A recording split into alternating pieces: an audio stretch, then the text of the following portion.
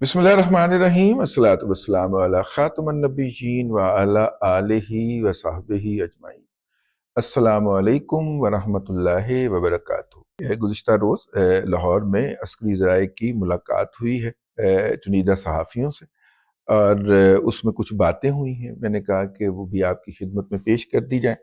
मतलब कि इस बात के ऊपर जोर दिया गया कि जब तक कौम जो है और कौम के तमाम नुक्ता नज़र वो फितनतुल खारज और फितनतुल हिंदुस्तान के खात्मे के लिए एक पेज पे नहीं आ जाते, मुत्तहिद नहीं हो जाते, उस वक़्त तक हम इस लानत के ऊपर काबू नहीं पा सकते। मैंने गुज़िश्ता दिनों अपने एक मुकदमे के सिलसिले में अदालत में हाज़िरी को जो है वो के दौरान एक साहब से टकराने का वाक़या आपकी खिदमत में पेश किया था।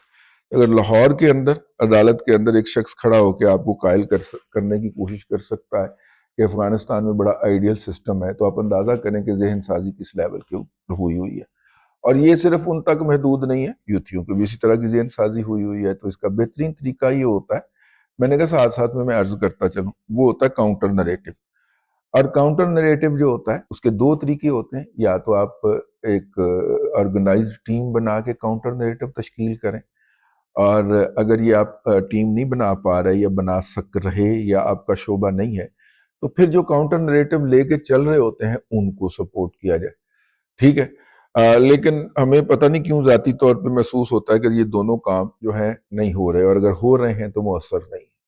तो भले वो फितनतुल खारिज का बयानिया हो या पीटीआई के खिलाफ जो अभी बयानिया हो, दोनों उतने पुरअसर साबित नहीं हो पा रहे। खैर जी, आगे चलते हैं। उन्होंने फरमाया कि दहशत गर्दी जो है उसके खिलाफ जंग सिर्फ सिक्योरिटी फोर्सेस की जंग नहीं है, बिल्कुल बजा पुलिस या एफसी की भी जंग नहीं है, बल्कि पूरी कौम की जंग है, और पूरी कौम को इसमें जो है वो शिरकत करना पड़ेगी। इसके बारे में कोई दूसरी राय नहीं है। लेकिन नैरेटिव बन क्यों नहीं पा रहा, उसके बारे में मैंने आपको अर्ज कर दिया है।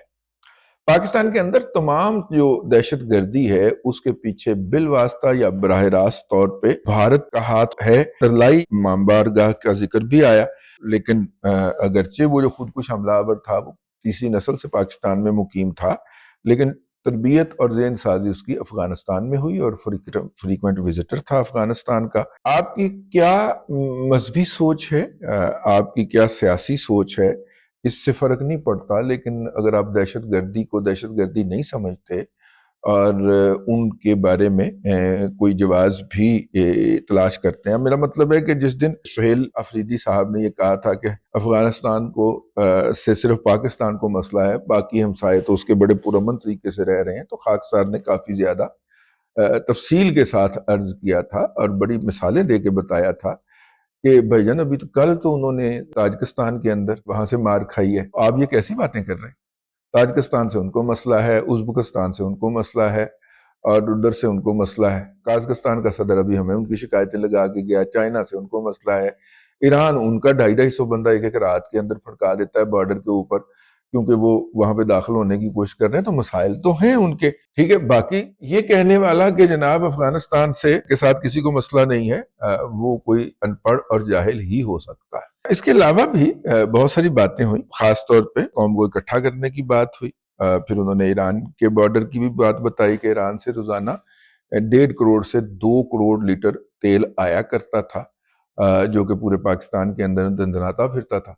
अब उसको महदूद किया गया है नहीं 10 लाख लीटर तक रोजाना, जो कि वहाँ की मकामी ज़रूरियात के लिए ही होता है, क्योंकि पाकिस्तान के सिस्टम को या नेटवर्क को वहाँ तक डीजल पहुँचाना बड़ा मुश्किल और जान जोखों का काम है। तो वो मुकामी तौर पे ईरान के साथ ट्रेड करके वो ले लेते हैं। इन तमाम से निपटने का वाहिद हल जी गुड गवर्नेंस है, जो कि सियासी क़यादत ने कायम करनी होती है। और अगर वो गुड गवर्नेंस कायम नहीं करते तो इसके नतीजे में हमारी जो लॉ इन्फोर्सिंग एजेंसीज हैं उनको जानों की कुर्बानी देना पड़ती है। खैबर पख्तूनख्वा के अंदर दहशतगर्दी पर काबू पाने का एक ही तरीका है, और वो तरीका जो है वो नेशनल एक्शन प्लान के ऊपर अमल दरामद है। जब ये लिखा गया था national action plan APS Peshawar पे हमले के बाद, तो इसके पॉइंट थे 31। अब उनमें से 7 पॉइंट जो इम्प्लीमेंट हो चुके हैं वो निकाल दिए गए हैं, तो 14 निकात का नेशनल एक्शन प्लान बच गया। उन्होंने कहा सोशल मीडिया पे आपको मिल जाएगा, اس کے اوپر عمل درآمد ہونا چاہیے، جس میں بیانیہ سازی اور جوابی بیانیہ کا بھی ہے۔ میں یہ بات ہمیشہ کہا کرتا ہوں، وہ بات یہ ہے نظریے کے مقابلے میں یا بیانیے کے مقابلے میں جوابی بیانیہ نہیں لائیں گے تو یہ یاد رکھیے کہ بیانیہ مرا نہیں کرتا، ٹھیک ہے؟ بیانیہ زندہ رہتا ہے۔ آپ بیانیے کے حامل ایک فرد کو مار دیں گے تو 10 اور کھڑے ہو جائیں گے، آپ ان 10 کو پھٹکائیں گے تو 100 اور کھڑا ہو جائے گا، 1000 اور کھڑا ہو جائے گا۔ بیانیے کو بیانیے سے شکست دی جا سکتی ہے، کاؤنٹر نریٹو سے شکست دی جا سکتی ہے، تو وہ دی جانی چاہیے۔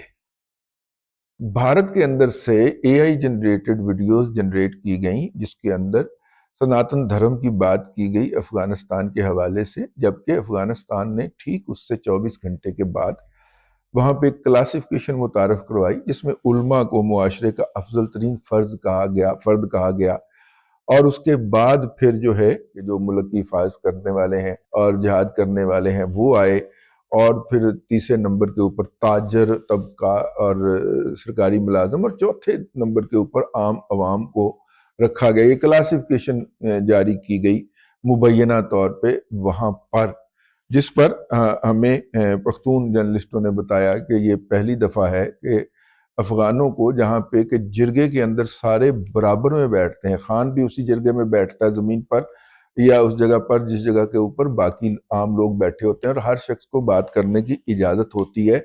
یہ پہلی مرتبہ ہے پختون تاریخ کے اندر پچھلے 500 سال میں، 500 سال پہلے کی بات ہے نا پختون، تو یہ 500 سال میں پہلی مرتبہ ہے کہ ان کو کلاسیفائی کیا گیا ہے اور عام عوام کی منہ بندی کرنے کی کوشش کی گئی ہے، یہ وہاں پہ کہا گیا۔ اب اس کاؤنٹر نریٹو کو ایکسپلائٹ کرنا تھا کسی نے، ہم نے تو کیا، راج کے کیا، لیکن بہرحال ایک آرگنائز طریقے سے نہیں ہوا نا، ٹھیک ہے؟ تو کہنے کا مطلب یہ ہے کہ آپ جو نریٹو بناتے ہیں اس کا جب تک کاؤنٹر نریٹو مؤثر طریقے سے نہیں آئے گا، وہ نریٹو اپنی جگہ پہ رہے گا اور لوگ اس سے جڑے رہیں گے۔ اور نریٹو بنانے کا مطلب قطعاً نہیں ہے کہ دوسرے کی ماں بہن کو گالیاں دینا شروع کر دیں جس کے خلاف آپ نریٹو بنا رہے ہیں، اس کا قطعاً مطلب نہیں ہوتا۔ اس کا مطلب یہ ہوتا ہے کہ آپ اس کے بیان کو حقائق کے ساتھ اور نظائر کے ساتھ جو ہے وہ جعلی ثابت کریں، بے بنیاد ثابت کریں۔ مجھے یہ لگا کہ گویا کہ ہم اس نریٹو کی جنگ کے اندر جو ہے اتنے مؤثر ثابت نہیں ہو رہے جتنے ہم میدان جنگ کے اندر مؤثر ثابت ہوتے ہیں ہماری افواج۔